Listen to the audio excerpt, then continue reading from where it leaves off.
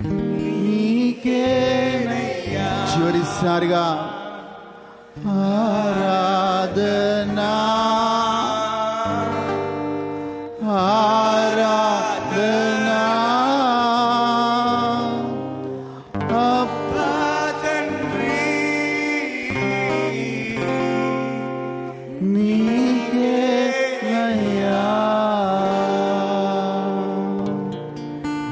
రాజాని పవనములో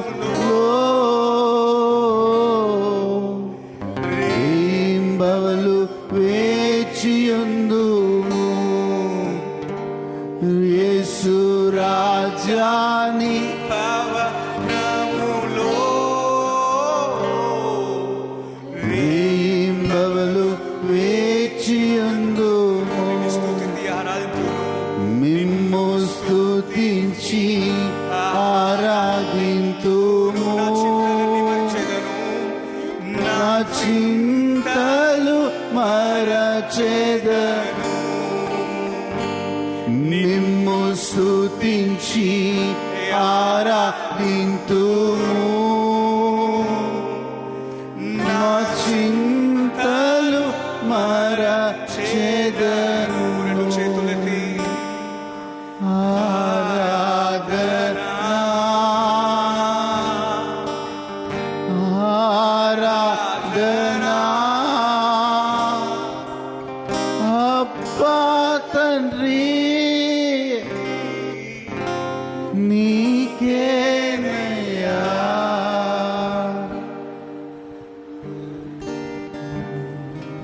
In your presence there is joy. In your presence there is peace. In your presence, Lord, we experience you. ప్రభువా, నీ నుంచి వచ్చే ఆనందం, నీ నుంచి వచ్చే శాంతి సమాధానం నీ బిడ్డల హృదయంలో నిలిచి ఉండును గాక. ప్రభువా, ఈరోజు మేము నువ్వు లేకుండా మేము ఉండలేము ప్రభువా. ఆ ఊపిరి లేకుండా మేము బ్రతుకలేము ప్రభువా. ఈరోజు ఇమ్మానుయేలు దేవుడవై మాతో ఉన్నందులకు నీకు వందనాలు తండ్రి. మమ్మల్ని నడిపిస్తున్నందుకు వందనాలు ప్రభువా. మమ్మల్ని కాచి కాపాడుతున్నందుకు వందనాలు ప్రభువా. మా జీవితాల్లో మేలులు చేస్తున్నందుకు వందనాలు ప్రభువా. యేసు నామములో అడుగుచున్నాము తండ్రి, ఆమేన్. దయచేసి కూర్చోండి. సో ఈరోజు మనము యూదా పత్రికని మనం ధ్యానించబోతున్నాం. We are going to meditate book of Jude.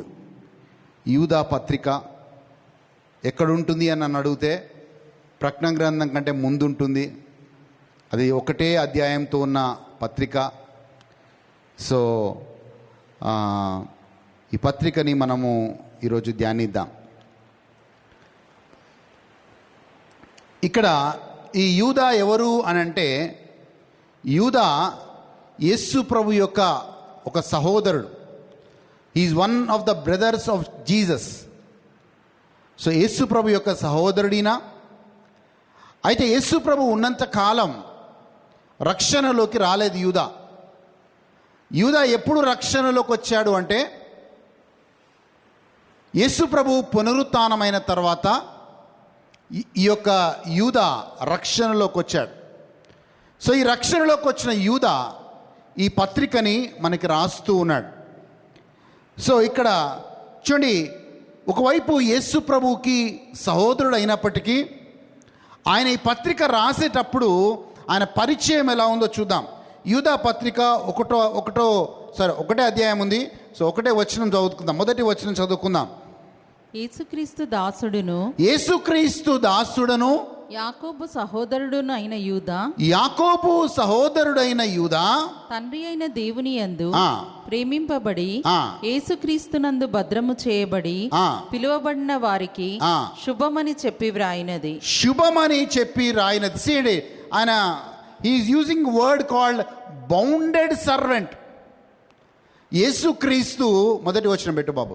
ఆయన ఏమన్నా అంటే ఆయన యేసుక్రీస్తు దాసుడని అని రాయబడ్డది ఇక్కడ తెలుగులో. కానీ ఇంగ్లీష్లో I'm the bounded servant of Jesus Christ అని రాస్తున్నాడు. చూడండి, అక్కడ యూదాలో తగ్గింపు కనబడుతుంది. ఆయన యేసు ప్రభువుకి సహోదరుడైనప్పటికీ నేను దాసుడని అనే మాట ఆయన వాడుతూ ఉన్నాడు. అండ్ రెండవదిగా ఎవరికి రాస్తున్నాడు ఇది అంటే పిలువబడిన వారికి రాస్తున్నాడు. ఎవరికి రాస్తున్నాడు? సో పిలువబడిన వారు అంటే క్రైస్తవులకి రాస్తూ ఉన్నాడు. ఒక రకంగా చెప్పాలంటే సంఘానికి రాస్తూ ఉన్నాడు. ఎందుకంటే అక్కడ పిలువబడిన వారికి నేను రాయునది ఏమనగా అని అంటున్నాడు.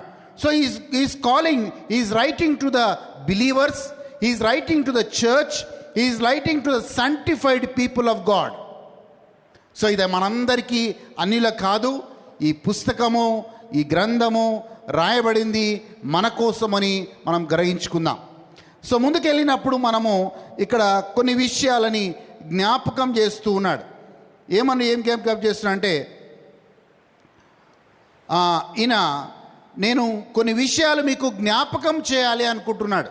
5వ వచనం చూద్దామండి. అక్కడే 5వ వచనాన్ని, యూదా గ్రంథం 5వ వచనాన్ని చూద్దాం. ఈ సంగతులన్నీ మీరు ముందటనే ఎరిగియున్నను నేను మీకు జ్ఞాపకము చేయగోరుచున్నదేమనగా. చూడండి, ఈ సంగతులన్నీ మీరు ఎరిగి ఉన్నారు. నేను చెప్పబోయే సంగతులు ఏం కొత్త సంగతులు కావు, ఇవన్నీ మీకు తెలుసు. కానీ మీకు జ్ఞాపకం చేస్తున్నాను. I'm reminding you of all these things అని చెప్తున్నాడు. ఎస్, మనం కూడా ఆత్మీయ జీవితంలో వెళ్తున్నప్పుడు అన్ని సంగతులు మనకు తెలిసినప్పటికీ అనేక మార్లు మనకి రిపీట్ చేయబడతాయి. రిపీట్ చేయడం అంటే అర్థం ఏంటంటే మన తిరిగి దేవుడు జ్ఞాపకం చేస్తున్నాడు. అయ్యా, మీరు మర్చిపోయారేమో ఈ సంగతులు, మీకు జ్ఞాపకం చేస్తున్నాం. I'm reminding you of all the things that you already learned. So ఈరోజు మనము ధ్యానించబోయే విషయాలు కూడా దేవుడు ఒక రకంగా మళ్ళీ మన జ్ఞాపకం చేస్తున్నాడు అని అర్థం. దేని జ్ఞాపకం చేస్తున్నాడు? ఏ విషయాల గురించి జ్ఞాపకం చేస్తున్నాడు అంటే అనేకులు విశ్వాసంలోకి వచ్చారు. అనాది కాలం నుంచి చరిత్రను గుర్తు చేస్తున్నాడు. ఏం చరిత్ర అంటే చాలామంది విశ్వాసంలోకి వచ్చారు, మీలాగా నాలాగా. కానీ అందరూ కూడా ఆ విశ్వాస పరుగు పందెంలో కడముట్టించలేకపోయారు. Many have started in good faith. ఈ 25 సంవత్సరాల పరిచర్యలో అనేక మంది విశ్వాసంలోకి వచ్చారండి. అండ్ అనేక మంది వర్ధిల్లడం నేను చూశాను, అనేక మంది ఫలించడం నేను చూశాను, అనేక మంది ఇంకొక అడుగు ముందుకెళ్ళి గొప్పగా సేవ చేయడం నేను చూశాను.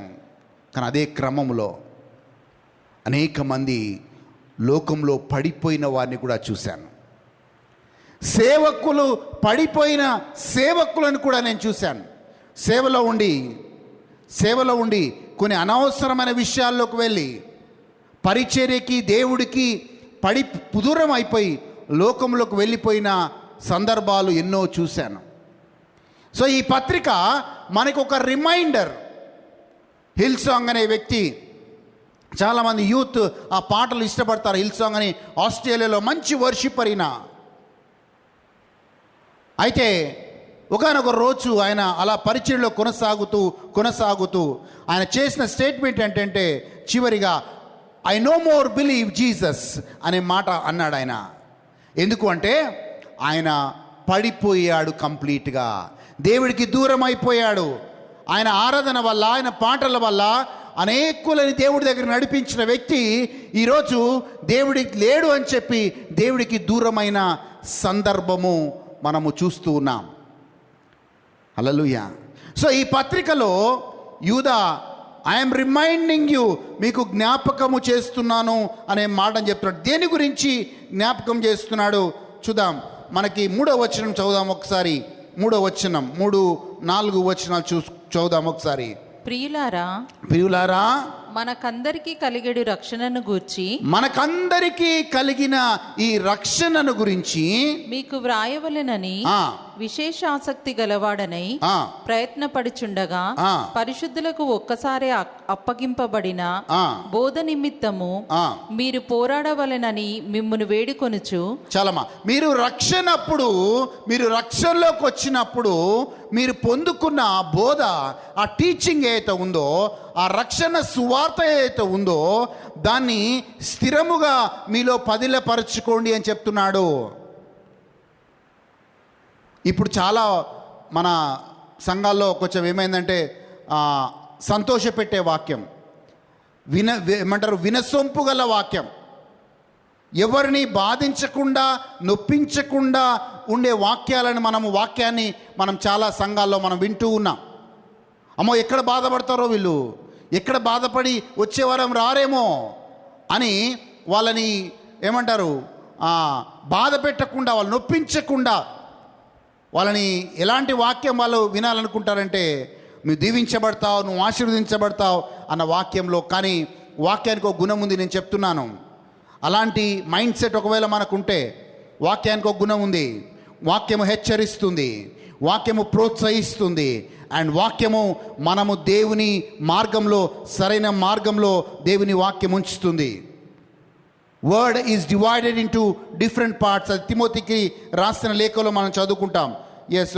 మొదటి తిమోతికి చూద్దాం ఒక్కసారి. తిమోతికి రాసిన లేఖ, మొదటి తిమోతికి రాసిన లేఖ 2వ అధ్యాయం అనుకుంటున్నాను, ఇఫ్ ఐఎమ్ నాట్ రాంగ్. వాక్యానికి ఉన్న లక్షణము ఒకటి మీకు చెప్తాను.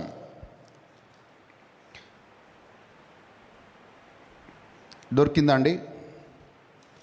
1వ అధ్యాయం.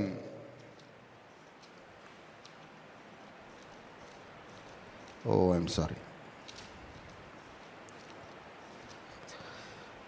ఓకే,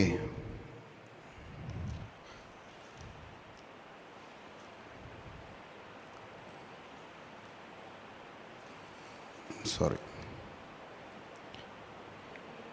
తిమోతికి రాసిన లేఖ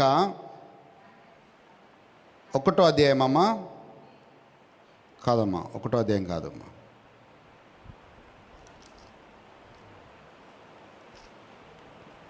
ఒక్క నిమిషం. 2వ తిమోతికి రాసిన లేఖ 3వ అధ్యాయం 16వ వచనాన్ని చూద్దాం. 2వ తిమోతికి రాసిన లేఖ 3వ అధ్యాయం 16వ వచనం చూద్దాం. దైవజనుడు సన్నద్ధుడై ప్రతి సత్కార్యమునకు పూర్ణముగా సిద్ధపడి యుండునట్లు దైవావేశము వలన కలిగిన ప్రతి లేఖనము. 2వ తిమోతి 3వ అధ్యాయం 16వ వచనం. 2వ తిమోతి 3వ అధ్యాయం అదే వచనం చదవండి. దైవజనుడు సన్నద్ధుడై ప్రతి సత్కార్యమునకు పూర్ణముగా సిద్ధపడి యుండునట్లు దైవావేశము వలన కలిగిన ప్రతి లేఖనము ఉపదేశించుటకును, ప్రతి లేఖనము బైబిల్లో ఉపదేశించుటకును, ఖండించుటకును, తప్పుదిద్దుటకును, నీతియందు శిక్ష చేయుటకును ప్రయోజనకరమై ఉన్నది. అక్కడ 4 గుణాలు దేవుని వాక్యంలో మనకు కనబడతాయి. ఏం గుణాలు? 1 ఉపదేశించుటకు, ఖండించుటకు. 2 దేవుని వాక్యం ఖండించుటకు, తప్పుదిద్దుటకు. 2 ప్రజల యొక్క, విశ్వాసుల యొక్క తప్పుదిద్దుటకు. 4 నీతియందు శిక్ష చేయుటకు. So scripture or anybody who preaches the gospel should preach in this 4 angles. కానీ మనం ఎలాంటి సువార్తను వింటున్నామంటే చెవులకి వినసొంపు గల సువార్తనే వింటున్నాం. నువ్వు దీవించబడతావు, నువ్వు ఆశీర్వదించబడతావు. ఖండించే వాక్యం అంటే ఇష్టం ఉండదు. అక్కడే తిమోతి రాస్తాడు కిందికి, 4వ అధ్యాయం 2వ వచనం చూద్దామండి. వాక్యమును ప్రకటించుము సమయమందును అసమయమందును ప్రయాసపడుము సంపూర్ణమైన దీర్ఘశాంతముతో ఉపదేశించుచు ఖండించుము గద్దించుము. చూడండి, వాక్యం ఏం చేయాలంట? ఖండించుము. అంటే ఎవరైనా తప్పు చేస్తే గద్దించుము, బుద్ధి చెప్పుము. వాళ్ళకి 3వ మాట బుద్ధి చెప్పుము. ఎందుకు వాళ్ళు ఇవన్నీ చేయాలి?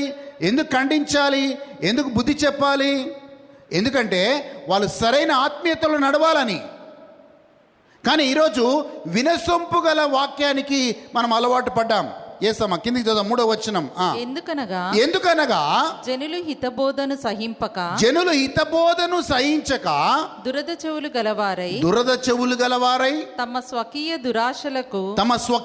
దురాశలకు అనుకూలమైన బోధకులను తమ కొరకు పోగు చేసుకొని అనుకూలమైన బోధకులను వాళ్ళ కోసం పోగు చేసుకొని అవే మాటలు వినాలనుకుంటుంటారు. నువ్వు దీవించబడతావు, నువ్వు ఆశీర్వదించబడతావు. ఎవరైనా ఏలెత్తి చూపి నువ్వు తప్పు చేసావమ్మా, నువ్వు తప్పు చేస్తున్నావు, తప్పుడు మార్గంలో వెళ్తున్నావు, నీ మార్గాన్ని సరిచేసుకో అని చెప్పే మాటలు మనకి కఠినంగా అనిపిస్తాయి. మనల్ని ఎవరు కరెక్ట్ చేయడానికి మనం ఇష్టపడము. We think that we are perfect, and I am telling you, no human being on this earth, on the face of this earth is perfect.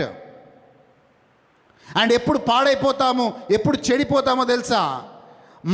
మనకెవరు mentoring లేనప్పుడు మనం పాడైపోతాం, మనం పడిపోతాం. మెంటరింగ్ అంటే ఏంటో తెలుసా? మనము ఎవరో ఒకరు సలహాని సూచనలని మనం పాటించే వారిగా ఉండాలి. ఆ గుణము లేనప్పుడు, నాకంతా తెలుసు, నేను చేసేదే కరెక్ట్ అనే భావం ఉన్నప్పుడు మనం ఆత్మీయ ఎదగలేము. అలాంటి వాళ్ళు ఎవరు అంటే దురద చెవులు గలవారు అంటారు వాళ్ళని. వినసొంపు కలిగిన వాక్యానికి అలవాటు పడ్డవాళ్ళు అంటారు వాళ్ళని. సత్యానికి చెవినివ్వక కల్పన కథల వైపు వాళ్ళు వెళ్ళేవారిగా ఉంటారు అంటాడు తిమోతి. చదవండి అమ్మా, కిందికి చదవండి. ఎస్, సత్యమునకు చెవినియరు. వాళ్ళు ఏం చేస్తారంటే సత్యమునకు చెవినియరు. They don't give their ear to the truth, or they don't want to listen to the truth. They want to listen what they want to listen. వాళ్ళు ఏం వినాలనుకుంటున్నారో అదే వింటారు, కానీ they don't want to listen to the truth. Yes, కల్పనా కథల వైపు తిరుగు కాలము వచ్చును. జాగ్రత్త. పిట్ట కథలు అంటాం మనం తెలుగులో, స్టోరీస్ అంటాం. నేను పేరు చెప్పను కానీ I know A man of God who only preaches morals on a Sunday. Moral science క్లాసుల్లో మనం చిన్నప్పుడు మోరల్ సైన్స్ క్లాసులు మనం ఎలా వింటామో, దేవుని వాక్యం ఎక్కడ కనబడదు. మోరల్ సైన్స్ అక్కడక్కడ దేవుని వాక్యాన్ని వాడతారు, కానీ మొత్తం మోరల్ సైన్స్ క్లాస్ లాగా అనిపిస్తుంది మొత్తం వాక్యాన్ని విన్న తర్వాత. మనం చర్చ్కి వచ్చేది మోరల్ సైన్స్ క్లాసులు వినటానికి కాదు. మనం చర్చ్కి వచ్చేది దేవుని వాక్యం మనం సరిచేయాలి. దేవుని వాక్యం మనకి బుద్ధి చెప్పాలి. దేవుని వాక్యం మనల్ని ఖండించాలి. దేవుని వాక్యం మనల్ని సరైన మార్గంలో మనల్ని ఉంచాలి. హల్లెలూయా, హల్లెలూయా. సో యూదా అదే మాటను అంటున్నాడు. ఒకసారి యూదా గ్రంథానికి మళ్ళీ వెళ్దాం. మళ్ళీ వెళ్ళి ఆయన ఎగ్జాంపుల్స్ చెప్తున్నాడు ముగ్గురువి. ఏం ఎగ్జాంపుల్స్ అంటే, అయ్యా వీళ్ళ పరిస్థితి ఇలా అయిపోయింది అని చెప్తున్నాడు. ఎక్కడంటే 5వ వచనానికి మళ్ళీ వెళ్దాం. 4వ వచనం చూద్దాం ప్లీజ్. 3వ వచనం చదువుకున్నాం. యూదా గ్రంథం 4వ వచనం చూద్దాం. ఎస్, ఏలయనగా కొందరు రహస్యముగా జొరబడి ఉన్నారు. వాళ్ళు భక్తిహీనులై మన దేవుని కృపను కామాతురత్వమునకు దుర్వినియోగపరచుచు మన అద్వితీయ నాథుడును ప్రభువునైన యేసుక్రీస్తును విసర్జించుచున్నారు. చూడండి, చాలా జాగ్రత్తగా ఆయన హెచ్చరిస్తున్నాడు. ఏలైనగా కొందరు రహస్యంగా జొరబడుచున్నారు, వారి భక్తిహీనులై మన దేవుని కృపకు వాళ్ళు దూరం అవుతూ ఉన్నారు. నేను ఎప్పుడు ఈ మాట చెప్తాను, అయ్యా రన్నింగ్ రేస్ స్టార్ట్ చేయడం ఇంపార్టెంట్ కాదు, రన్నింగ్ రేస్ ముగించడం ఇంపార్టెంటు. స్టార్టింగ్ పాయింట్ ఇంపార్టెంట్ కాదు, ఫినిషింగ్ పాయింట్ ఇంపార్టెంటు. పౌలు గొలెతీయులకు రాసిన లేఖలో 3వ అధ్యాయం 3వ వచనంలో ఈ మాట అంటాడు, ఆత్మానుసారంగా ఆరంభించి శరీరానుసారంగా ముగించేవారిని అనేక మందిని చూస్తున్నామంటాడు. ఆత్మానుసారంగానే ఆరంభిస్తారు ఆత్మీయ జీవితాన్ని, కానీ శరీరానుసారంగా వాళ్ళు ముగిస్తారు. They end up in flesh. They start in spirit but end up in flesh. ఎందుకంటే వాళ్ళు when they end up in flesh, వాళ్ళు దేవుని కృపకి దూరమైన వాళ్ళు అవుతారు, దేవుని కృపని దుర్వినియోగం చేసిన వాళ్ళు అవుతారు. హల్లెలూయా. సౌలు మంచిగా స్టార్ట్ అయ్యాడు కానీ ఎండింగ్ ఘోరంగా ఉండింది. దావీదు మంచిగా స్టార్ట్ అయ్యాడు, ఎండింగ్ ఘోరంగా ఉండింది. మన సొలొమోను రాజు మంచిగా స్టార్ట్ అయ్యాడు, ఎండింగ్ ఘోరంగా ఉండింది. సంసోను మంచిగా స్టార్ట్ అయ్యాడు కానీ ఎండింగ్ ఘోరంగా ఉండింది. సో ఈరోజు ఎలా స్టార్ట్ అయ్యాం ఆత్మీయ జీవితం ఇంపార్టెంట్ కాదు, ఎలా ఎండ్ కాబోతున్నాం అనేది ఇంపార్టెంట్. పౌలు ఒక్కడే ధైర్యంగా ఈ మాట అంటాడు. ఏమంటాడు తెలుసా? నేను నా పరుగు పందెమును కడముట్టించి తిని నా విశ్వాసమును నేను కాపాడుకొంటిని అంటాడు. సో మనం కూడా విశ్వాస జీవితంలో మన పరుగు పందెంలో మనం పరిగెడుతున్నాం. ఆ పౌలు గారు అన్నట్లుగా మనం కూడా మన పరుగు పందెంని కడముట్టించే వారిగా ఉండాలి. We have started this race of faith and we should be able to end it in a nice way. Hallelujah. Examples చెప్తున్నాడు 3. యూదా 3 ఎగ్జాంపుల్స్ చెప్తున్నాడు. ఎవరెవరు దేవుని కృపని కోల్పోయారో, ఎవరెవరు ఆశీర్వదించబడ్డ వాళ్ళు దేవుని కృపని కోల్పోయి ఎలా నాశనం అయిపోయారో 3 ఎగ్జాంపుల్స్ చెప్తున్నాడు. ఆ 3 ఎగ్జాంపుల్స్ 5వ వచనం నుంచి చూద్దామండి. 5వ వచనం చూద్దాం. యూదా గ్రంథం 5వ వచనాన్ని చూద్దాం దయచేసి. ఈ సంగతులన్నీ మీరు ముందటనే ఎరిగి ఉన్నను నేను మీకు జ్ఞాపకం చేయగోరుచున్నదేమనగా, ప్రభు ఐగుప్తులో నుండి ప్రజలను రక్షించినను వారిలో నమ్మకపోయిన వారిని తరువాత నాశనము చేసెను. చూడండి, ఐగుప్తు నుంచి దేవుడు ఇశ్రాయేల్ ప్రజల్ని వాగ్దాన భూమికి నడిపించాడు. దేవుని యొక్క ప్రణాళిక ఏంటి అంటే వాళ్ళు వాగ్దాన భూమికి వెళ్ళాలి, పాలు తేనెలు ప్రవహించే దేశంలో వాళ్ళు హ్యాపీగా ఉండాలనేది దేవుని ప్రణాళిక. కానీ వాళ్ళు దేవుడిని నమ్మలేదు. ఎడారిలో దేవుడికి వ్యతిరేకంగా వాళ్ళు మాట్లాడారు, మోషేకి వ్యతిరేకంగా వాళ్ళు మాట్లాడారు. సో వాళ్ళ పరిస్థితి ఏమైంది? కాదేష్ బర్నియా అని చాలా కనాను దేశానికి చాలా దగ్గరగా వచ్చారు. They came very close. ఎంత క్లోజ్ అంటే ఎంత దగ్గర కంటే కాదేష్ బర్నియా అనే స్థలము కనాను దేశానికి చాలా దగ్గరగా ఉంటుంది. సుమారు 1 వారం రోజులు ప్రయాణం చేస్తే వాళ్ళు కనాను దేశానికి వెళ్ళిపోయేవాళ్ళు. కానీ అక్కడ వాళ్ళు దేవుని నమ్మకపోవడం వల్ల, వేగుల వారు చెప్పిన మాటలు విని వాళ్ళు దేవుని నమ్మకపోవడం వల్ల దేవుడు ఏం చేశారంటే అందరూ 20 సంవత్సరాల పైబడే వాళ్ళందరూ చనిపోయేంత వరకు దేవుడు వెయిట్ చేశాడు. నెక్స్ట్ జనరేషన్ మాత్రమే వాగ్దాన భూమిలోకి వెళ్ళేలాగా దేవుడు జాగ్రత్తలు తీసుకున్నాడు. ఎందుకంటే I don't want this doubting generation. Hallelujah. నమ్మని విశ్వాసులు నాకు వద్దు అని దేవుడు వాళ్ళని వదిలేసినట్లుగా అదే యూదా జ్ఞాపకం చేస్తున్నాడు. అయ్యా, వాళ్ళు దగ్గర దాకా వచ్చారు, కనాను దేశానికి దగ్గర దాకా వచ్చారు, కానీ కనాను దేశంలోకి వాళ్ళు వెళ్ళలేకపోయారు. సో నీ పరిస్థితి, నా పరిస్థితి అలా ఉండకూడదు. Today you are destined for a blessing. దగ్గర దాకా వచ్చావేమో, బట్ నీ లైఫ్ ఆ ఆశీర్వాదాన్ని పొందుకోలేకపోతుంది. జాగ్రత్త. Maybe you come very closer, but నువ్వు ఫినిష్ లైన్ టచ్ చేస్తేనే నీ రేస్ని కంప్లీట్ చేసినట్లు. ఒక 200 మీటర్స్లో 150 మీటర్స్ బాగా పరిగెట్టి ఇంకా 50 మీటర్స్ ఉంది అని అక్కడే నిలబడితే నువ్వు రేస్ గెలిచినట్టు కాదు. నువ్వు ఫినిష్ లైన్ని టచ్ చేయాలి. నువ్వు బహుమానం పొందాలి అంటే నువ్వు ఫినిష్ లైన్ టచ్ చేయాలి. 2వ ఎగ్జాంపుల్ చెప్తున్నాడు, దాని తర్వాత చదువు మళ్ళీ కంటిన్యూషన్లో 6వ వచనం చూద్దాం. మరియు తమ ప్రధానత్వమును నిలుపుకొనక తమ నివాస స్థలమును విడిచిన దేవదూతలను మహాదినమున జరుగు తీర్పు వరకు కటిక చీకటిలో నిత్య పాశములతో ఆయన బంధించి భద్రము చేశాను. ఆయన బంధించి అంటే రెండో ఎగ్జాంపుల్ యూదా జ్ఞాపకం చేస్తున్నాడు. అయ్యా, దేవదూతలు పాపము చేసిన దేవుడు విడిచిపెట్టలేదు. అటు లూసిఫర్తో అయినప్పుడు కావచ్చు, దేవదూతలు పాపము చేసిన దేవుడు విడిచిపెట్టలేదు అనే విషయాన్ని 2 ఎగ్జాంపుల్గా యూదా జ్ఞాపకం చేస్తున్నాడు. 2 పేతురు 2వ అధ్యాయం 3వ వచనంలో ఆ మాట మనకు కనబడుతుంది. 2 పేతురు 2వ అధ్యాయం 3వ వచనం చూద్దామండి దయచేసి.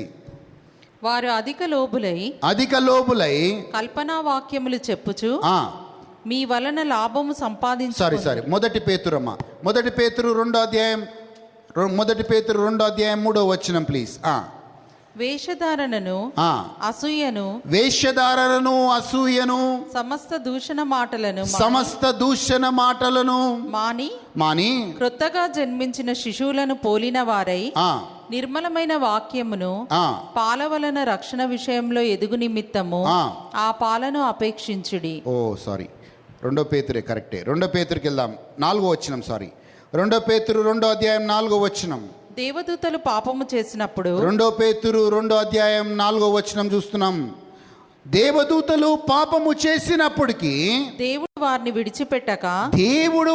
విడిచిపెట్టక పాతాళ లోకమందలి కటిక చీకటి గల దినములలోకి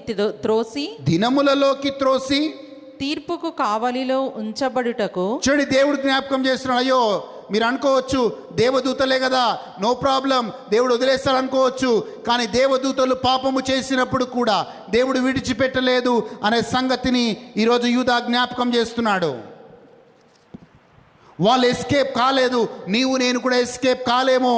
అందుకే చివరి దాకా నీ విశ్వాసాన్ని కాపాడుకోవడం చాలా ప్రాముఖ్యమైంది. చివరిదాకా దేవుడితో ప్రయాణం చేయడం చాలా ప్రాముఖ్యమైంది అనే విషయాన్ని జ్ఞాపకం చేస్తున్నాడు. It's important you journey with the Lord till the end. Hallelujah. Yes, దాని తర్వాత వచనం చదువుదాం ప్లీజ్. 5వ వచనం కిందికి వచనం. మరియు ఆయన పూర్వకాలమందున్న లోకమును విడిచిపెట్టక భక్తిహీనుల సమూహము మీదికి జలప్రలయమును రప్పించినప్పుడు. చూడండి, ఇంకొక ఎగ్జాంపుల్ ని పేతురు జ్ఞాపకం చేస్తున్నాడు. అయ్యా, అప్పుడు భయంకరంగా ప్రజలు పాపంలో జీవించారు. నోహాపు కాలంలో భయంకరంగా పాపంలో జీవించారు. దేవుని లెక్క చేయకుండా జీవించారు. ఆ కాలంలో కూడా దేవుడు వాళ్ళందరినీ నాశనం చేశారు అనే సంగతిని పేతురు జ్ఞాపకం చేస్తున్నాడు. ఎస్, చదవండమ్మా. నీతిని ప్రకటించిన నోహాపును మరి ఏడుగురిని కాపాడెను. చూడండి, దేవుడు ఈ నోహాపుని ఆ 7 కుటుంబ సభ్యులని నీతిమంతులుగా ఎంచి వాళ్ళని మాత్రము రక్షించి మిగతా వాళ్ళని నాశనం చేశాడు. జాగ్రత్త అని ఇక్కడ ఇంకొక వాక్యం మనకు వస్తుంది. అనేక మంది ఉన్నారు ఆ రోజు, కానీ వాళ్ళందరూ రక్షణలోకి రాలేకపోయారు. నోహాపు అనేక సంవత్సరాలు నీతి గురించి బోధించినప్పటికీ, అనేక మంది వాగ్దాన భూమిలోకి అడుగు పెట్టడానికి అవకాశం ఉన్నప్పటికీ వాళ్ళందరూ అడుగు పెట్టలేకపోయారు. ఇంకొక ఎగ్జాంపుల్ చెప్తున్నాడు యూదా. 3వ ఎగ్జాంపుల్ సొదొము గొమొర్రా గురించి చెప్తున్నాడు. ఎస్, అదే 5వ వచనం మనం చూద్దాం. 7వ వచనం చూద్దాం. అక్కడ వర్స్ 7 చూద్దాం. 7వ వచనం, యూదా గ్రంథం 7వ వచనం చూద్దాం ప్లీజ్. ఆ ప్రకారముగానే సొదొము గొమొర్రాలోను వాటి చుట్టుపట్లనున్న పట్టణములను వీరి వలనే వ్యభిచారము చేయుచు పరశరీరానుసారులైనందున నిత్యాగ్ని దండన అనుభవించుచు దృష్టాంతముగా ఉంచబడెను. నిష్టాంతంగా. చూడండి, సొదొము గొమొర్రాను ఎందుకు నాశనం చేశాడు దేవుడు? ఎందుకంటే వాళ్ళు భయంకరమైన పాపములో వాళ్ళు జీవించారు కనుక. నోహాపు కాలంలో ఎవరిని వదిలిపెట్టలేదు. పాపము చేసి దేవునికి వ్యతిరేకంగా ఉన్న వారందరినీ నాశనమై ఒక 7 మంది నీతిమంతులు, నోహాపు కుటుంబం మాత్రం రక్షించబడింది. ఇజ్రాయెల్ ప్రజలు, వాగ్దాన భూమికి ప్రయాణమైన ఇజ్రాయెల్ ప్రజలు దరిదాకా వెళ్ళారు, చాలా దగ్గర దాకా వెళ్ళారు. వాళ్ళ యొక్క వాగ్దాన భూమిలోకి అడుగు పెట్టలేకపోయారు. అలాగే సొదొము గొమొర్రాలో కూడా భయంకరమైన పాపంలో జీవిస్తున్న వాళ్ళందరినీ దేవుడు నాశనం చేశాడు అని 3 ఎగ్జాంపుల్స్ మన ముందు పెట్టి మనకు జ్ఞాపకం చేస్తున్నాడు యూదా. ఏం చేస్తున్నాడు? He's reminding us.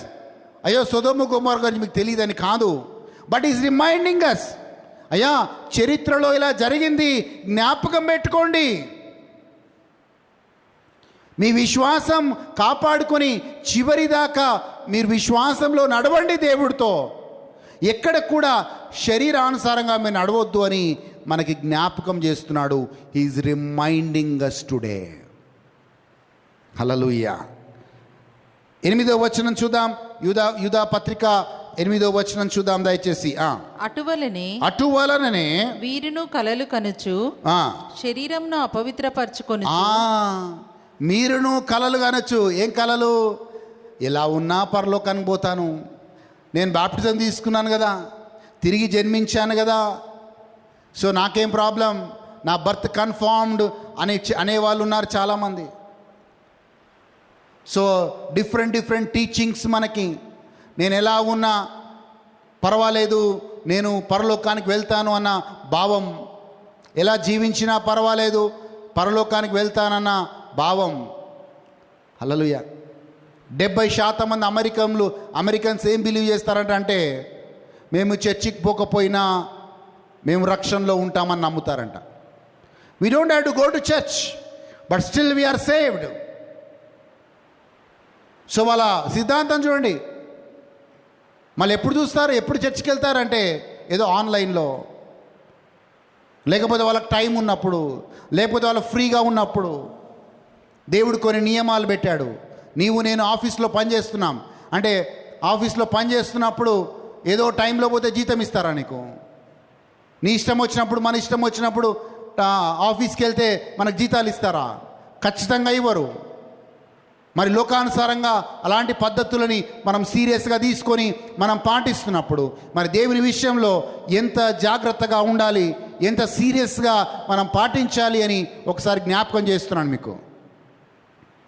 When we honor a man, why can't we honor God?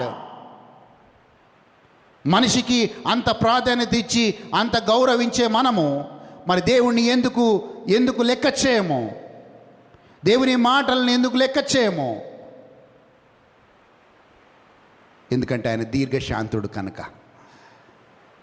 Is a patient God. Hallelujah, hallelujah. So 3 examples మన ముందు చెప్తున్నాడు. 8వ వచనం మళ్ళీ చదువుకుందామండి ప్లీజ్. అటువలననే వీరును కలలు కనుచు శరీరమును అపవిత్రపరచుకొనుచు ప్రభుత్వమును నిరాకరించుచు. ప్రభుత్వములు అంటే ఎవరో తెలుసా అండి? You reject the authority. Main సమస్య ఫ్యామిలీస్లో కావచ్చు, చర్చెస్లో కావచ్చు, సొసైటీలో కావచ్చు, మెయిన్ సమస్య ఏంటో తెలుసా? You reject the authority. నువ్వు అధికారం, నీ మీద దేవుడు పెట్టిన అధికారాన్ని నువ్వు తృణీకరిస్తావు. You reject the authority. ఆఫీస్లో మనం పనిచేస్తుండొచ్చు, యు రిజెక్ట్ ద అథారిటీ అంటే నీ ఆఫీసర్కి ఎదురు తిరుగుతావు, కుటుంబంలో నీ భర్తకి ఎదురు తిరుగుతావు, ఇంట్లో పిల్లలు తల్లిదండ్రులకు ఎదురు తిరుగుతారు. Reject the authority. సంఘంలో ఆత్మీయ నాయకుడికి ఎదురు తిరుగుతారు. Reject the authority. దాన్ని ఏమంటాం తెలుసా అండి? ఇంగ్లీష్లో రిబెల్లింగ్ స్పిరిట్ అంటాము. రిబెల్లింగ్ స్పిరిట్ అంటే ఏంటో తెలుసా? వ్యతిరేకించే ఆత్మ పనిచేస్తుంది వాళ్ళలో. హల్లెలూయా. ఆ రోజు లూసిఫర్ ఎందుకు పడిపోయాడో తెలుసా? ఈ హ్యాడ్ దిస్ రిబెల్లింగ్ స్పిరిట్. ఆయన దేవుడికి వ్యతిరేకంగా వెళ్ళే రిబెల్లింగ్ స్పిరిట్ ఉండేది లూసిఫర్లో. హల్లెలూయా. సో అంటున్నాడు, యు రిజెక్ట్ ద అథారిటీ. నువ్వు అధికారములను, ప్రభుత్వములను నువ్వు తృణీకరిస్తున్నావు. ప్రభుత్వమును నువ్వు నిరాకరిస్తున్నావు. నీ మీద ఉన్న అధికారాన్ని నువ్వు నిరాకరిస్తున్నావు. ఉదాహరణకి నేను ఒక ప్రేయర్ అని చెప్తాను. సో ఆ ప్రేయర్కి వీళ్ళున్న వారు వస్తారు, వీళ్ళు లేని వారు రారు. మీకు అదే ఆఫీస్లో జూమ్ మీటింగ్ పెట్టి ఇంపార్టెంట్ మీటింగ్ అని చెప్పారనుకోండి, లేకపోతే మీరు ఎక్కడైనా చదువుతున్నారు, అమ్మ ఇంపార్టెంట్ లెక్చర్ అని చెప్పారనుకోండి, మీరు హాఫ్ అన్ అవర్ ముందే అన్ని సెట్ చేసుకొని రెడీగా ఉంటారు. కానీ దేవుడి విషయంలో మనం నిర్లక్ష్యం చేస్తాం. So it's up to you. Hallelujah, amen. So మనము దేవుడికి లోబడినప్పుడే, దేవుడికి ప్రాధాన్యత ఇచ్చినప్పుడే మనం దీవించబడతామనే విషయాన్ని జ్ఞాపకం చేస్తున్నాను. ఎస్ అమ్మ చదవండి. ఎస్ దాని తర్వాత మహాత్ములను దూషించుచూ ఉన్నారు. మహాత్ములని దూషిస్తూ ఉన్నారు. సో ఇంకొక 3 ఎగ్జాంపుల్స్ మళ్ళీ యూదా మనకిస్తున్నాడు. Is giving another 3 examples. ఒక 3 ఎగ్జాంపుల్స్ ఇచ్చాడు, ఇంకా ఒక 3 ఎగ్జాంపుల్స్ ఇస్తున్నాడు. అయ్యా మీరు ఇలా ఉండకూడదు, ఎలా ఉండకూడదు. 11వ వచనం చూద్దాం. 11వ వచనం, యూదా గ్రంథం 11వ వచనం. ఎస్. అయ్యో అయ్యో వారికి శ్రమ, అయ్యో వారికి శ్రమ. వారు కయ్యూను నడిచిన మార్గమున నడిచిరి. కయీను నడిచిన మార్గంలో నడవకండి. బహుమానము పొందవలెనని బిలాము నడిచిన తప్పు త్రోవలో, బిలాము నడిచిన తోవలో నడవకండి. ఆతురముగా పరిగెత్తిరి. కోరాహు చేసినట్టు, కొరాహు చేసినట్లు తిరస్కారము చేసి నశించిరి. సో మళ్ళీ ఒక 3 ఎగ్జాంపుల్స్ పెడుతున్నాడు. అయ్యా కయీను మార్గంలో నడవకండి, అయ్యా మీరు బిలాము మార్గంలో నడవకండి, అయ్యా మీరు కొరాహు మార్గంలో నడవకండి. మరి కయీను మార్గం ఏంటి? కయీను ఆరాధన ఎలా ఉంటుందో తెలుసా? కయీనుకి ఆబేలుకి ఏంటంటే ఇద్దరు దేవుని ఆరాధించడానికి వెళ్ళారు. ఆబేలు దేవుణ్ణి సంతోషపెట్టే విధంగా ఆయన అర్పించాడు. కానీ కయీను దానికి భిన్నంగా చేశాడు. అందుకే దేవుడు కయీను ఆరాధనని, అర్పణని నిరాకరించాడు. నిరాకరించినప్పుడు కయీను చేయవలసినది ఏంటంటే తెలుసా? ఆయనని పరిశీలించుకొని దేవుడికి ఇష్టడుగా మారాలి, దేవుడికి ఇష్టమైన అర్పణని చేయాలి. కానీ కయీను ఏం చేశాడంటే అది ఆయన జీవితం సరి చేసుకోకుండా ఆబేలుపై ఈర్ష్య, ద్వేషము, పగ కలిగి ఉండి ఆబేల్ని చంపాడు. సో మీరు కయీను మార్గంలో వెళ్ళకండి అంటున్నాడు దేవుడు.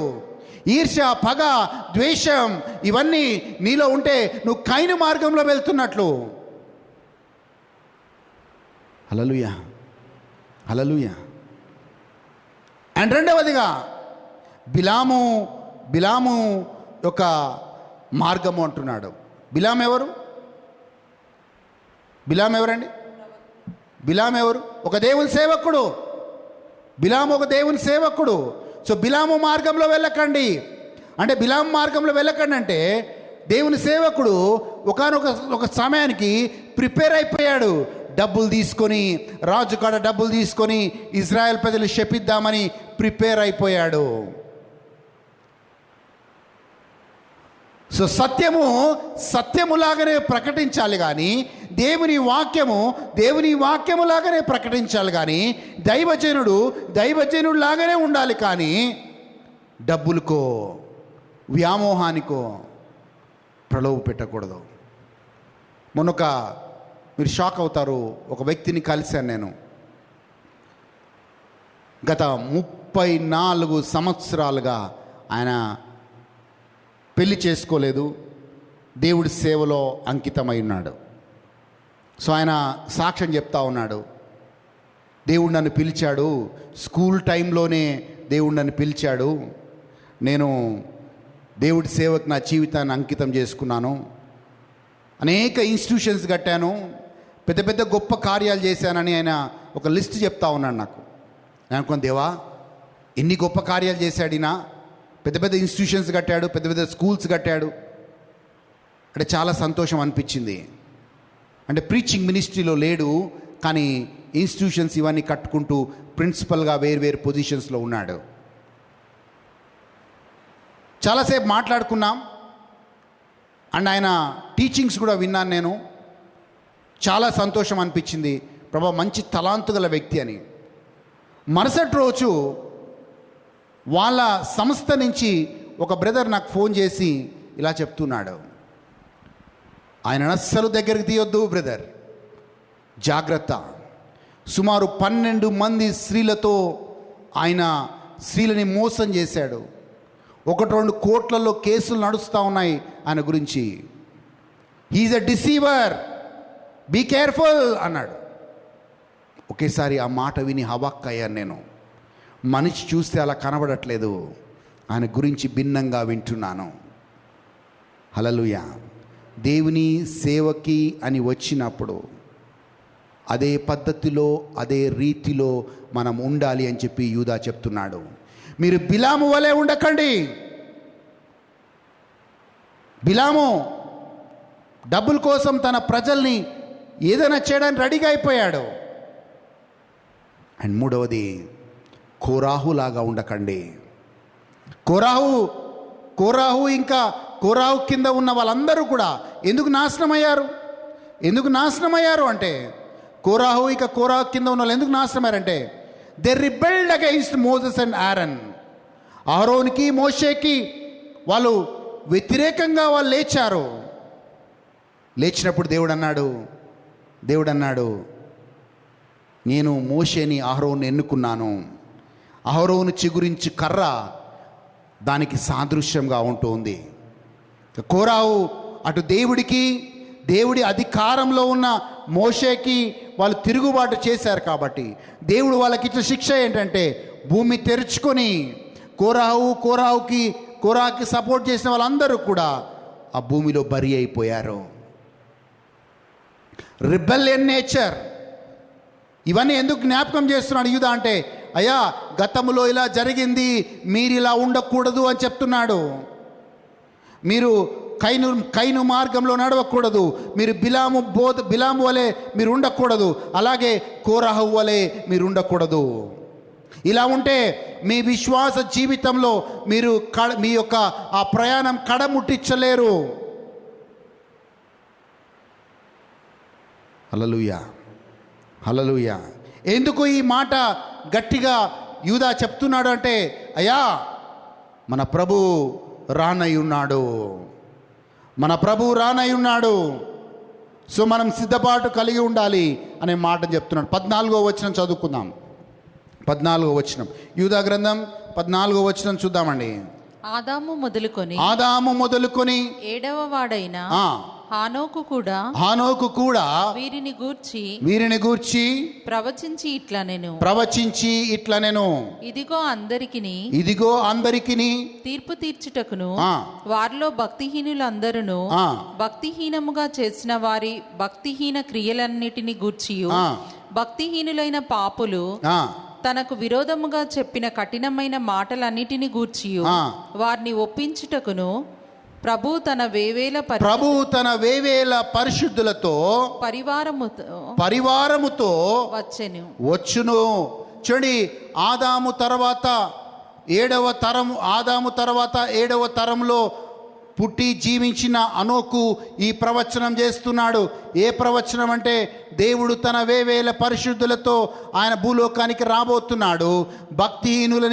భక్తిహీనంగా చేసిన వాళ్ళ కృత్యములని దేవుడు తీర్పు తీర్చబోతున్నాడు అనే విషయాన్ని యూదా జ్ఞాపకం చేస్తున్నాడు. అనోకు చేసిన ప్రవచనమును యూదా జ్ఞాపకం చేస్తూ ఉన్నాడు. మన ప్రభు తన వేవేల పరిశుద్ధులతో రాబోతున్నాడు కాబట్టి మనం భక్తిహీనతను వదిలిపెట్టి మనము భక్తి మార్గంలోకి వద్దాము. మన కృత్యములను, మనం చేసే పాపమును విడిచిపెట్టి దేవుని మార్గంలోకి వద్దాము.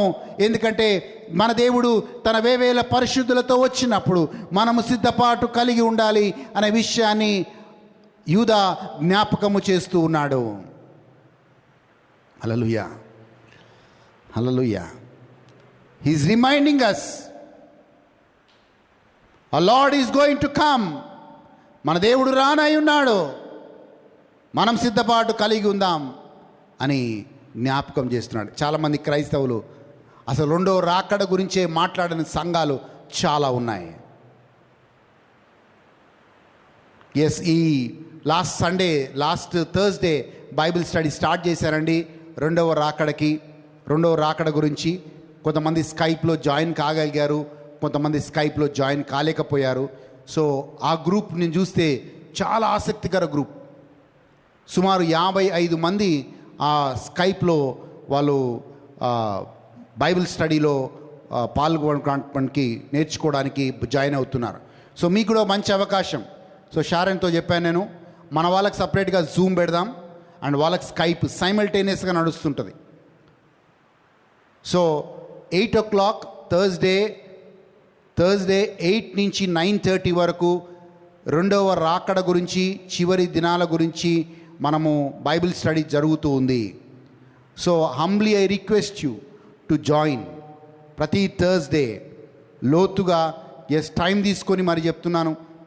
8 to 9:30 కొన్ని వీక్స్, ఒక 2-3 months పట్టొచ్చు, ఆర్ ఇంకెక్కువే పట్టొచ్చు. బట్ మీకు ఒక క్లియర్ ఐడియా వస్తుంది యేసు ప్రభు రెండవ రాకడ గురించి. ఒకవేళ విన్నా కానీ మళ్ళీ రిఫ్రెష్ చేసుకోవడానికి వినండి. మీరు ఎంతమంది మేలుకు అనే పుస్తకం చదివారో నాకు తెలియదు, కానీ ఇచ్చాను బుక్స్. ఒకవేళ లేకపోతే ఆ బుక్ తీసుకొని మళ్ళీ చదవండి. ఓన్లీ వెన్ యూ రీడ్ అప్పుడే మనం అది పదిలంగా మన స్పిరిట్లో ఉంటుంది. హల్లెలూయా. ఓకే, మనం ముందుకెళ్దాండి. సో యూదా ఈ యొక్క విషయాన్ని జ్ఞాపకం చేస్తున్నాడు. మన ప్రభు రాకడ సమీపంలో ఉంది, మనం సిద్ధపాటు కలిగి ఉందాం. మరి ఎలా సిద్ధపాటు కలిగి ఉందాం? 17వ వచనం చూద్దాం. 17వ వచనం, యూదా గ్రంథం 17వ వచనం. How shall we be ready? అయితే ప్రియులారా, అంత్యకాలమందు చివరి కాలమందు తమ భక్తిహీనమైన దురాశల చొప్పున నడుచు పరిహాసకులందరూను మన ప్రభువైన యేసుక్రీస్తు అపోస్తుల పూర్వమందు మీతో చెప్పిన మాటలను జ్ఞాపకం చేసుకొనుడి. అట్టివారు ప్రకృతి సంబంధులను ఆత్మలేని వారునై ఉండి భేదములు కలుగజేయుచున్నారు. చూడండి, ఆత్మలేని వారు, మోసగాళ్ళు, అనేక మంది మోసగాళ్ళు సంఘాల్లోకి, సమాజంలోకి వచ్చి మోసం చేస్తారు. దేవుడి నుంచి విశ్వాసాన్ని తీసేస్తారు. జాగ్రత్త అంటున్నాడు. మనము యోహానుకి వెళ్దాం. రెండో యోహానుకి వెళ్దాం. 2 John 2 యోహాను 7వ వచనం చూద్దాం. అక్కడ కూడా ఒకటే అధ్యాయం ఉంటుంది. 2 యోహాను 7వ వచనం నుంచి చూద్దాం ప్లీజ్. యేసుక్రీస్తు శరీరధారి అయి వచ్చనని ఒప్పుకొనని వంచకులు అనేకులు. యేసుక్రీస్తు శరీరధారి అయి వచ్చనని ఒప్పుకొనని వంచకులు అనేకులు లోకములో బయలుదేరి ఉన్నారు. అట్టి వాడే వంచకుడును క్రీస్తు విరోధి ఉన్నాడు. చూడండి, there is a deceiver who went into the world. ఒక వంచకుడు లోకానికి వెళ్ళాడు. వాడే అంత్యక్రీస్తు. ఈ అంత్యక్రీస్తు ఆత్మ ఏంటి అంటే క్రీస్తు బోధలకి భిన్నంగా బోధించే ఆత్మ. మీరు అనుకోవద్దు అంత్యక్రీస్తు రాబోతున్నాడని. అంత్యక్రీస్తు రాబోతున్నాడు, కానీ అంత్యక్రీస్తు ఆత్మ ఈ భూలోకంలో సంచరిస్తుంది. అంత్యక్రీస్తు ఆత్మ ఏం చేస్తుందంటే యేసు ప్రభు బోధలకి భిన్నముగా అంత్యక్రీస్తు ఆత్మ బోధిస్తుంది. అంత్యక్రీస్తు ఆత్మ బోధించినప్పుడు అనేకులు ఆ బోధలకి ఫాలోవర్స్ అయిపోయి చాలామంది దేవుడికి దూరం అయిపోతున్నారు. చదవండమ్మా ప్లీజ్. అట్టివాడి వంచకుడును క్రీస్తు విరోధినై ఉన్నాడు. మేము మీ మధ్యను నెరవేర్చిన కార్యములను చెడగొట్టుకొనక మీరు పూర్ణ ఫలము పొందునట్లు జాగ్రత్తగా ఉండండి. మీరు సంపూర్ణమైన ఫలము పొందునట్లు మీరు జాగ్రత్తగా ఉండండి. 9వ వచనం. క్రీస్తు బోధయందు నిలిచియుండక దానిని విడిచి ముందునకు సాగు ప్రతివాడును దేవుని అంగీకరింపని వాడు. చూడండి, క్రీస్తు బోధ కాకుండా ఇంకొక బోధలో ఉన్న వాళ్ళ వైపు జాగ్రత్తగా ఉండండి. తప్పుడు బోధలు ఉన్నాయి. చాలా సమాజంలో భయంకరమైన తప్పుడు బోధలు ఉన్నాయి. మా చదవండి. ఆ బోధయందు నిలిచి ఉండువాడు తండ్రిని కుమారుని అంగీకరించువాడు. ఎవడైనను తండ్రిని కుమారుణ్ణి అంగీకరించరు. ఆర్ తండ్రిని మాత్రమే అంగీకరిస్తారు, ఆర్ హోలీ స్పిరిట్ని మాత్రమే అంగీకరిస్తారు, ఆర్ యేసు ప్రభుని మాత్రమే అంగీకరిస్తారు. కానీ మన విశ్వాసం త్రిత్వంని నమ్ముతాం. We believe in the Trinity, Father, Son and the Holy Spirit. యోహాను ఒక హెచ్చరిక చేస్తున్నాడు. హెచ్చరిక ఏంటో తెలుసా? అలాంటి వారిని, ఎలాంటి వారిని, ఇలాంటి తప్పుడు బోధ చేసే వారిని మీ ఇంటి గుమ్మములో కూడా రానియకూడదు. Do not allow them to enter into your house. ఎందుకో తెలుసా, మీ నిండైన విశ్వాసంలో ఒక చుక్క అవిశ్వాసం వేస్తే చాలు, మీ విశ్వాసం కలుషితమైపోతుంది. ఒక నిండైన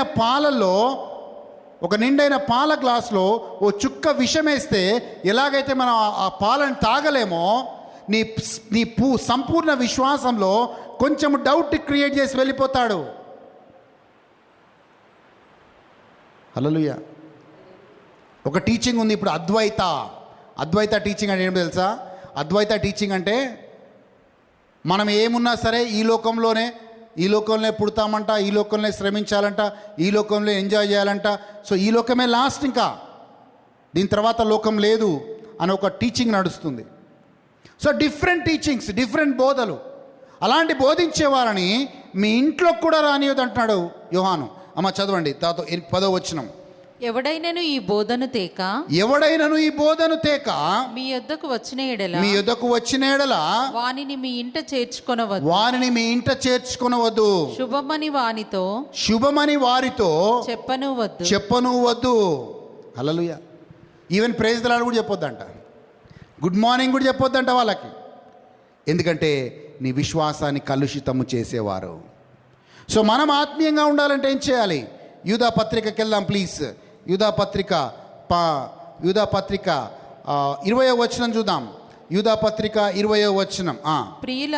ప్రియులారా, మీరు విశ్వసించు అతి పరిశుద్ధమైన దాని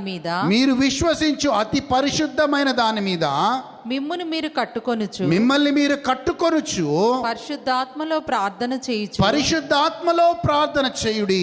నిత్య జీవార్థమైన మన ప్రభువగు యేసుక్రీస్తు కనికరము కొరకు కనిపెట్టుచు దేవుని ప్రేమలో నిలుచున్నట్లు కాచుకొని ఉండుడి. ఆమేన్. ఆత్మలో ప్రార్థన చేయండి, పరిశుద్ధాత్మలో ప్రార్థన చేయండి. మిమ్మల్ని మీరు దేవుని ప్రేమలో ఉంచుకొనండి, దేవుని కనికరము కోసం కనిపెట్టుకొని ఉండండి. అప్పుడే మనం ఆత్మీయతలో ఉంటామనే మాట చెప్తూ ఉన్నాడు. అండ్ ఇంకోటి కూడా చేయాలి. క్రైస్తవుడిగా, సంఘముగా నీ బాధ్యత, నా బాధ్యత ఏంటో తెలుసా? నరకానికి వెలుచున్న వాళ్ళని లాగే వారిగా ఉండాలంట.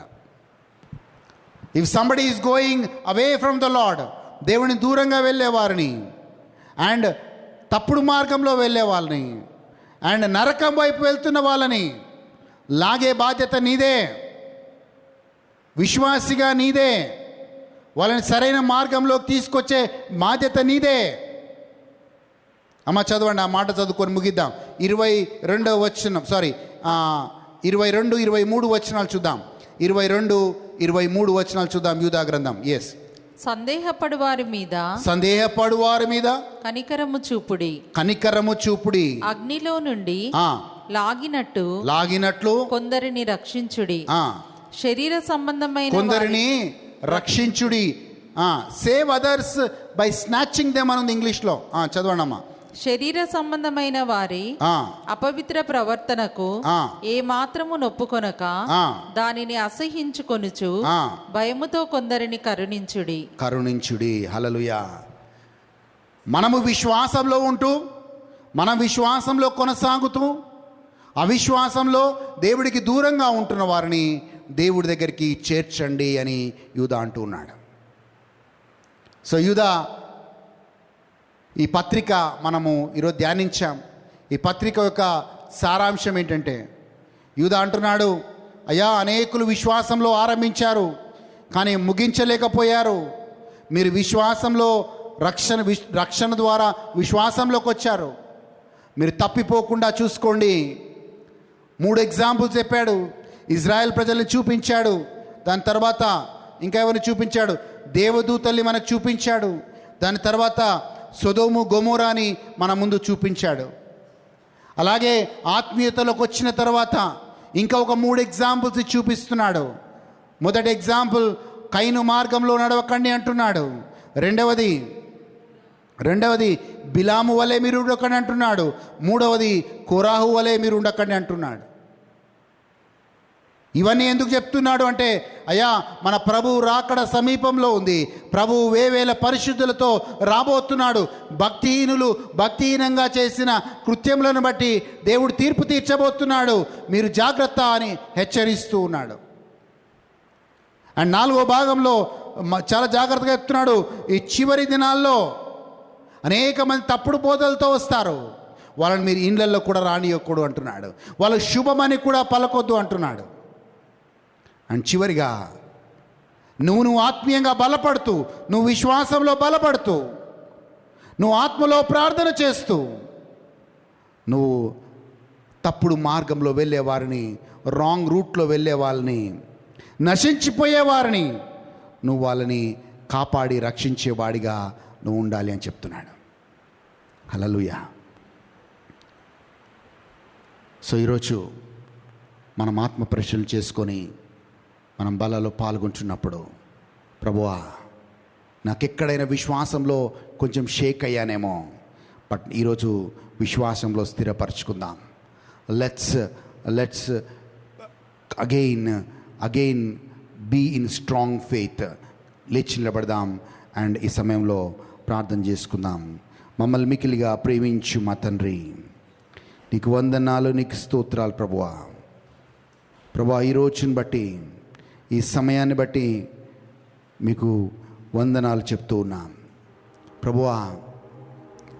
ఈరోజు మాతో మాట్లాడిన ఈ మాట, మాకు నేర్పించిన ఈ వాక్యం మాకు జ్ఞాపకం చేస్తున్నావు ప్రభువానికి వందనాలు. Lord, you are reminding us ప్రభువా. ఇజ్రాయెల్ ప్రజల్ని జ్ఞాపకం చేసావు ప్రభువా. ఓ దేవదూతలు, పడిపోయిన దేవదూతలని జ్ఞాపకము చేశావు ప్రభువా. సొదొము గొమొరాని జ్ఞాపకము చేశావు ప్రభువా. కైను జీవితం ఏమైందో జ్ఞాపకము చేశావు ప్రభువా. కురావు జీవితము, కురావుని అనుసరించిన వాళ్ళ జీవితము ఏమైందో జ్ఞాపకము చేశావు ప్రభువా. బిలాము ఆయన ఎలా తన ఇజ్రాయెల్ ప్రజల్ని ప్రభువా శపించాలని ప్రయత్నం చేశాడో జ్ఞాపకం చేశావు ప్రభువా. అలాగే రెండవ రాకడ గురించి జ్ఞాపకం చేస్తున్నావు ప్రభువా. మేమందరము సిద్ధపాటు కలిగి ఉంటానికి కృప చూపండి. మేము విశ్వాసంలో కొనసాగుతూ ప్రభువా, మేము విశ్వాసంలో కొనసాగుతూ అవిశ్వాసంలో ఉన్న వాళ్ళని బలపరిచి మీ వైపు నడిపించే కృపను మాకు దయచేయండి. Thank you Jesus.